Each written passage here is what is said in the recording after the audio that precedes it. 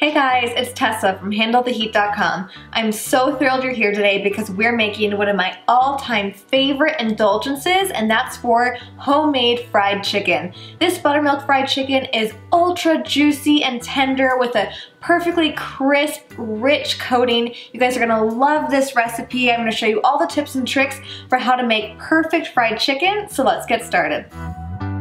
So let's get started on our buttermilk marinade, and this is actually more of a buttermilk brine. As you can see, I'm adding quite a bit of both salt and sugar, and this is going to allow the moisture from the buttermilk to really penetrate the chicken and make the final cooked chicken ultra juicy and moist. And don't worry, it will not taste salty or sweet whatsoever. This is such an amazing trick to really ensuring perfectly cooked chicken. I'm also adding pepper, paprika, a crumbled bay leaf, and I'm going to add garlic as well. And just a quick note that this recipe on camera is actually a halved version of the original recipe because I'm only serving 2 to 3 people with this amount of chicken. Since it's just the 2 of us, I didn't want to make the full recipe and have to make a bunch of batches of chicken. But the full recipe will be available at the link below, so if you do need to serve more people, just follow that recipe exactly. Luckily, this recipe is super easy to half or double for whatever serving you need. So I've just tossed my chicken in that spice mixture, and I'm topping it with my buttermilk. I also wanted to add a touch of tabasco just to round out the flavor, and no worries, this chicken will not be spicy at all. It just helps give it an extra boost of flavor. So because this is a brine, I only need to let it sit in the brine for 2 hours in the fridge. Anything longer than that and the chicken may become salty. So I actually like this recipe because it is pretty quick.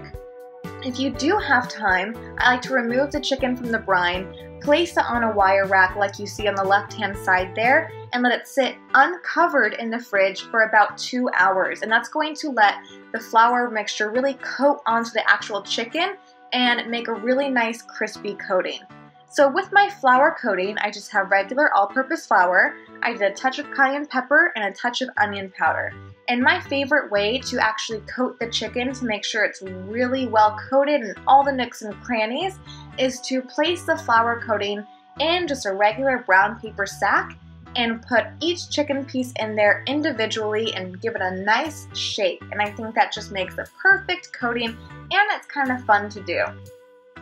So make sure that once the chicken is coated that you shake off any excess flour, because that excess flour will burn in our oil and we do not want that.